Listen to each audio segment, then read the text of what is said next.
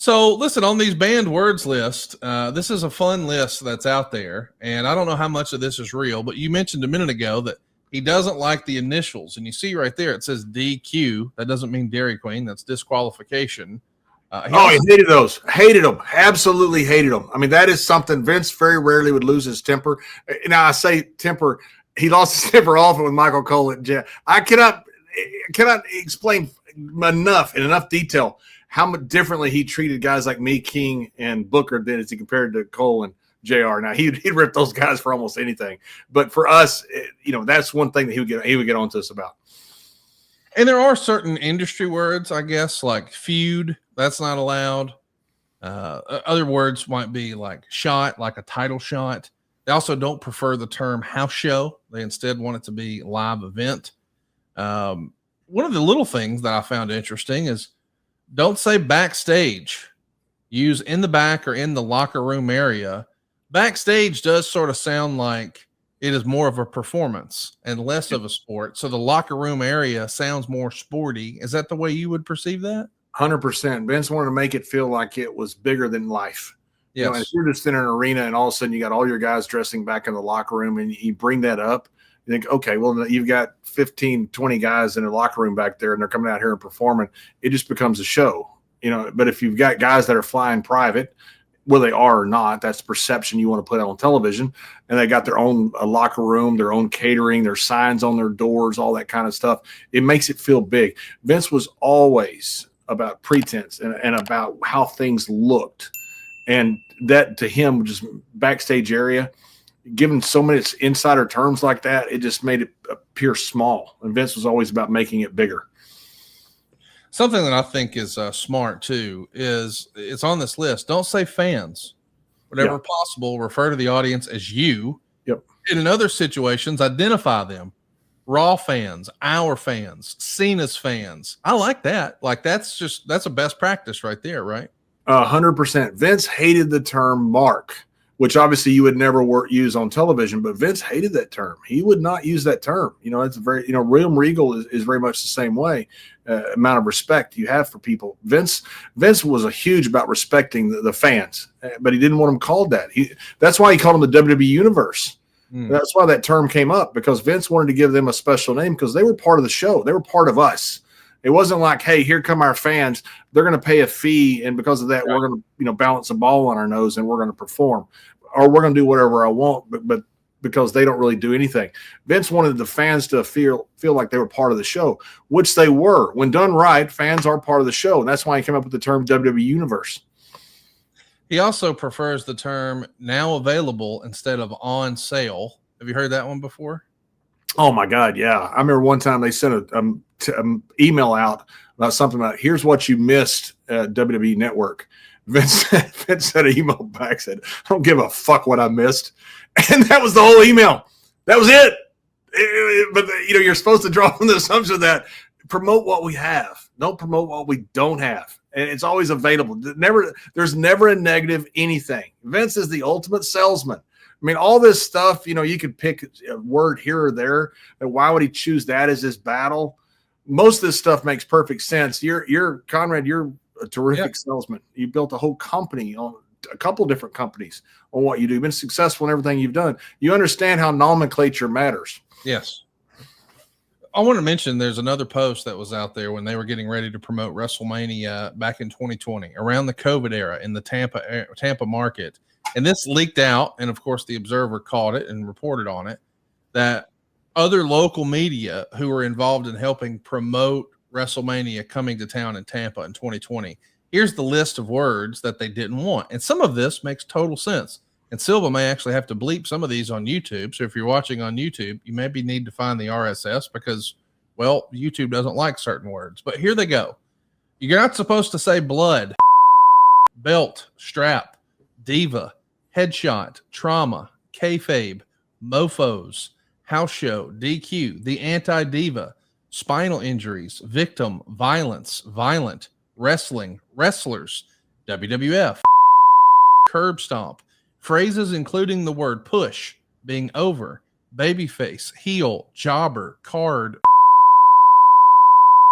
Some of that's just common sense, like duh. But other things that jump out, though, I can only imagine being a local newscaster in the Tampa market, and I'm here to promote the wrestling show, and they say, now listen, whatever you do when you're promoting World Wrestling Entertainment, you fucking better not say wrestling.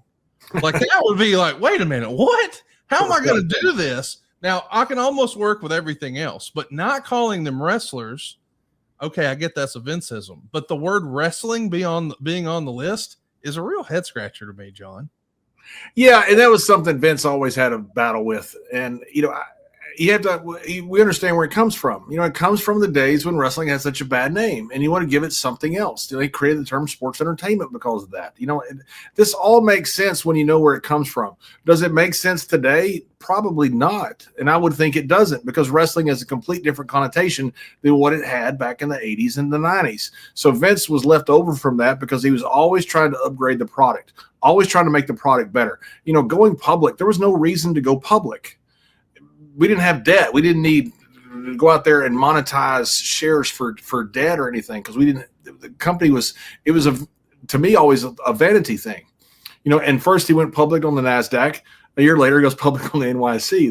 That's not coincidence. That was two different public events. Like, hey, this company is now trading on the stock exchange, and let's get two events out of it. Let's go to the NASDAQ first. Then let's decide in a year, let's go to the NYSE and get another big splash at the NYSE. It was all about perception to Vince, about taking wrestling from the old days into the new days and getting these massive TV contracts. During COVID, Vince called me and he goes, I need an old voice on television. In fact, I was sitting right here on my couch when Vince McMahon with the other folk comes up. Oh, you got to be kidding me. Because right there, you think everybody's going to die in the world. You have no idea what's happening with COVID. You just think the whole world's about to end. We're about to be walking dead. We're going to be zombies, walking around, biting people. And so the phone rang, and I said, oh, no. So I answered. I said, this is the only phone call I would answer. And he goes, well, are you coming? I go, I am. I said, where are you? He goes, we're in Orlando. We got no audience. I need an old voice to be on commentary. Somebody that people recognize. So I said, okay, I'll be there. I were flying down. There were like 5 people on the plane. There was nobody in the airport. And everybody was sitting like up front, first class. And I said, I think I'm going to sit in the back. When there were like 15 seats on both sides of you, because you didn't know what was going to happen back then. You know if the whole world was going to die, or you're going to get it and die like everybody else you think is going to die. And there was nobody in the Orlando airport, nothing. And we're going down there trying to keep the company alive. I can tell you almost everybody in the company was against Vince running. Everybody was against it. I mean, everything, all the press was against it. Everything. This is horrible. How dare he do this? Now, when I got down there, Vince said, it's just nothing but the flu. And he turned out to be pretty accurate about that, by the way. And I'm going to get into COVID, politics. But he said, if I don't, I lose all my TV contracts.